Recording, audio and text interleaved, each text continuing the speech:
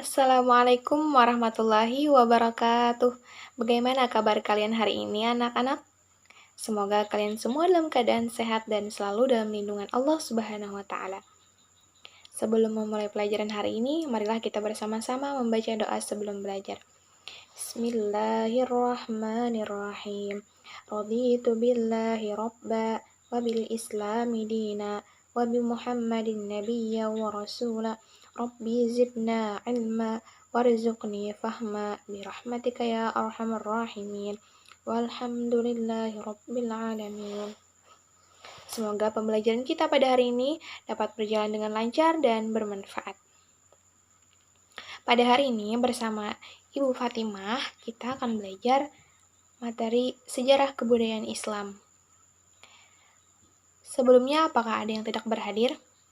Jika ada yang tidak bisa berhadir pada hari ini, silahkan chat di grup WA-nya ya, agar kita tahu siapa yang berhalangan hadir pada hari ini. Apakah sudah siap untuk belajar? Harus dong, harus semangat.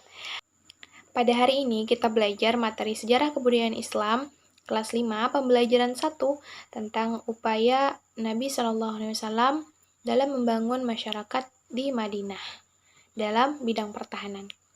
Pada sebelumnya kalian sudah belajar ada bidang sosial, bidang agama, dan lain-lain. Nah, pada hari ini kita akan melanjutkan belajar bagaimana Nabi SAW membangun masyarakat Madinah di bidang pertahanan.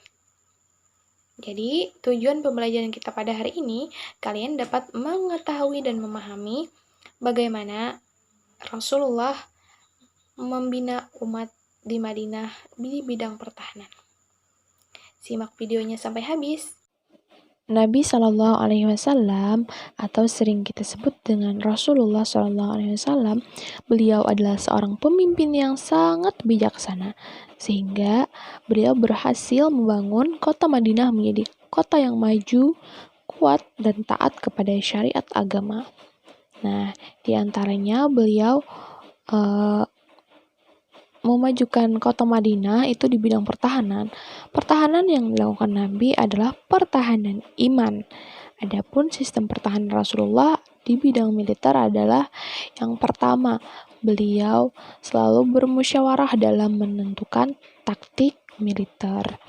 Nah, jadi sebelum berperang, beliau selalu bermusyawarah, berembuk untuk menentukan taktik atau strateginya. Kemudian yang kedua, beliau mengalahkan musuh tanpa pertempuran. Yang ketiga, beliau meminimalkan jumlah korban. Dan yang keempat, beliau tidak mudah marah. Nah, beliau adalah orang yang sangat ramah, tidak mudah marah. Beliau juga pemurah, tidak engken. Kemudian yang kelima, pendelegasian kepemimpinan pasukan. Nah, jadi pada masa Rasulullah, beliau juga mendelegasikan setiap pasukan itu ada pemimpinnya. Kemudian yang keenam, membawa tradisi baru tujuan peperangan, yakni jihad. Jadi biasanya kan orang-orang terdahulu ketika berperang itu cuma berperang. Sedangkan pada masa Rasulullah, itu tujuan berperang adalah jihad, berjuang di jalan Allah. Jadi tujuan perang adalah berjihad di jalan Allah, berjuang di jalan Allah. Makanya ada semboyan orang berperang itu pada zaman dahulu, hidup itu mulia, tapi jika mati itu adalah mati syahid. Orang yang mati syahid berarti langsung masuk ke dalam surga. Kemudian yang ketujuh, komunikasi militer yang jelas dan tegas. Jadi ketika mau berperang itu Rasulullah menjelaskan strategi atau taktik peperangan dengan jelas dan juga tegas. Karena Rasulullah adalah seorang pemimpin yang sangat bijaksana. Kemudian selalu waspada. Nah, jadi hati-hati, waspada, tidak keceroboh. Kemudian yang ke-9, beliau tidak segan turun ke bawah. Nah, jadi walaupun Rasulullah sebagai pemimpin, Rasulullah sebagai Rasul utusan Allah, beliau tidak sombong, beliau tetap turun, ikut berperang juga, berpartisipasi. Kemudian yang terakhir, beliau selalu memberi pujian dan bersikap adil terhadap pasukan. Nah, jadi beliau sangat menghargai perjuangan pasukan, juga beliau bersikap adil. Nah, untuk menjaga stabilitas, keamanan, dan pertahanan negara, Rasulullah juga menyiapkan pasukan. Pasukan itu bertugas membela dan mempertahankan negara dari berbagai ancaman. Nah, mungkin sejenis kalau kita sekarang itu tentara. Pada masa itu Rasulullah membentuk pasukan. Rasulullah ketika memimpin dan membina masyarakat di Madinah itu tidak semudah yang kita bayangkan.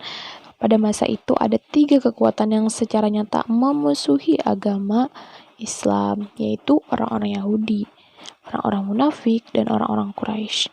Nah, orang-orang Yahudi ini mereka sebenarnya percaya dengan kedatangan Nabi akhir zaman, yaitu Nabi Muhammad SAW. Namun mereka kecewa karena Nabi bukan keturunan dari bangsa atau Bani Israel.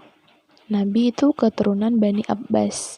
Nah, mereka kecewa sehingga mereka memusuhi dan mengingkari perjanjian-perjanjian yang sudah ada dilakukan dengan kaum muslimin. Namun, pada masa itu, orang-orang Yahudi juga terkejut karena orang muslim ini kuat dan berhasil memporak-porandakan tentara Quraisy dalam Perang Badar pada 17 Ramadan tahun 2 Hijriah. Kemudian yang kedua adalah Rasulullah menghadapi orang-orang munafik.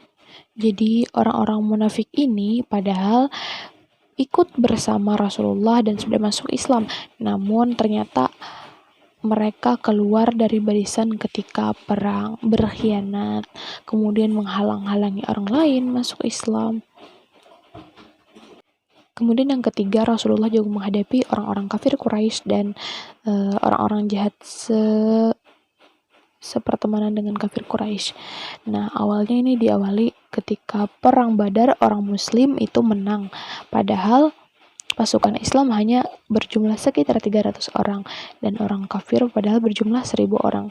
Nah, karena kekalahan pada perang Badar ini, orang-orang Quraisy mulai geram sehingga membalas kekalahan dengan mempersiapkan 3.000 pasukan untuk berperang lagi, yaitu pada perang Uhud pada bulan Sya'ban 3 Hijriah.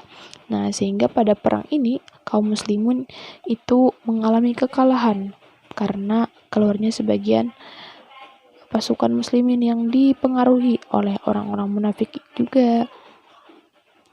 Nah, kemudian selanjutnya diadakan perang Khandaq. Nah, ini orang-orang muslimin membuat parit-parit untuk menjaga atau menyelamatkan diri mereka. Nah, begitulah cerita bagaimana Rasulullah membina umat Islam di Madinah.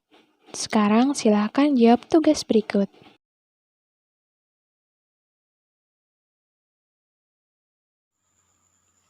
Bagaimana? Masya Allah, luar biasa sekali kan?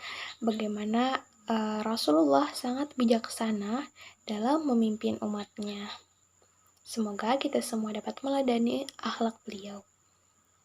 Nah, mungkin sampai di sini dulu pembelajaran kita pada hari ini. Kita simpulkan sama-sama. Jadi Rasulullah melakukan berbagai macam strategi di bidang pertahanan untuk keamanan masyarakat di Madinah. Rasulullah sangat bijaksana dalam membina umat di Madinah. Nah, siapa yang masih ingat? Nabi SAW ketika memimpin di Madinah itu sangat dimusuhi oleh 3 kaum. Kaum apa? Ada yang masih ingat? Yang pertama adalah kaum Yahudi, kemudian kaum orang-orang munafik, ada juga kaum orang-orang Quraisy. Nah, jadi beliau itu sangat sabar dan beliau sangat bijaksana.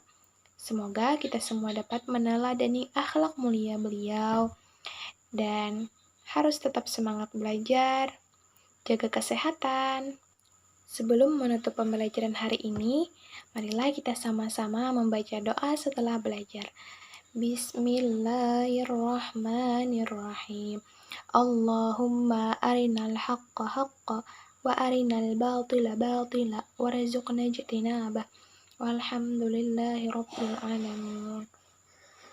Alhamdulillah, Ibu mohon maaf jika terdapat kesalahan dan kekhilafan dalam membawakan pembelajaran pada hari ini. Tetap semangat belajar, jangan lupa jaga kesehatan. Ibu akhiri, Assalamualaikum warahmatullahi wabarakatuh. Sampai jumpa.